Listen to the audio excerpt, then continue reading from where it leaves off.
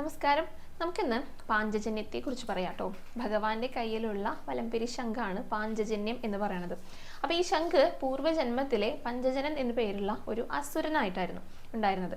അപ്പോൾ ഇത് അസുരനായിട്ട് തീരാനുള്ള ആ ഒരു പൂർവ്വജന്മ കഥയെക്കുറിച്ചാണ് പറയാനായിട്ട് പോകുന്നത് കേട്ടോ.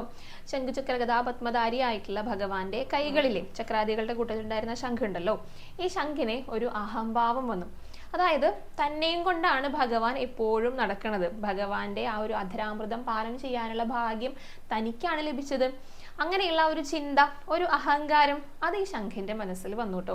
കൂടാതെ അത്രയും ഭംഗിയുള്ളവനാണ്, രാജഹംസത്തെ പോലെ അതിനേക്കാൾ ഭംഗിയുള്ളതാണ് താനെന്നും, അതേപോലെ തന്നെ വലംപിരി ശംഖാണെന്നും, യുദ്ധത്തിലൊക്കെ ജയിക്കുന്ന സമയത്ത് തന്നിലൂടെയാണ് ഭഗവാൻ ശബ്ദമൊക്കെ പുറപ്പെടുവിക്കുന്നതെന്നും, ലക്ഷ്മി ദേവിക്ക് പോലും അപ്രാപ്യമായിട്ടുള്ള ലഭ്യമല്ലാത്ത ആ ഒരു അധരാമൃതം അഹോരാത്രം തനിക്കാണ് പാനം ചെയ്യാനായിട്ട് സാധിക്കണമെന്നും ഒക്കെയുള്ള ഒരു ചിന്ത വന്നു. അപ്പം ഇത് ലക്ഷ്മി ദേവി അറിഞ്ഞു.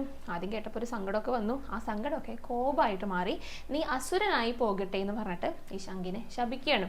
അങ്ങനെ ശംഖുരൂപിയായിട്ടുള്ള അസുരനായിട്ട് സമുദ്രത്തിൽ പതിക്കുകയാണ് ചെയ്യുന്നത്. അങ്ങനെയാണ് പഞ്ചജനൻ എന്നു പേരുള്ള ഒരു അസുരൻ ഉണ്ടാകുന്നത് കേട്ടോ. അപ്പൊ ഈ അസുരൻ വൈരഭാവത്തിലാണ് ഭഗവാനെ ഭജിക്കുക. വൈരഭാവം എന്ന് പറഞ്ഞാൽ ദേഷ്യം. ഇപ്പം രാവണനൊക്കെ ശ്രീരാമന് ദേഷ്യമായിരുന്നു, ദേഷ്യത്തോട് കൂടിയിട്ട് ഓർക്കുന്നുണ്ടായിരുന്നത്.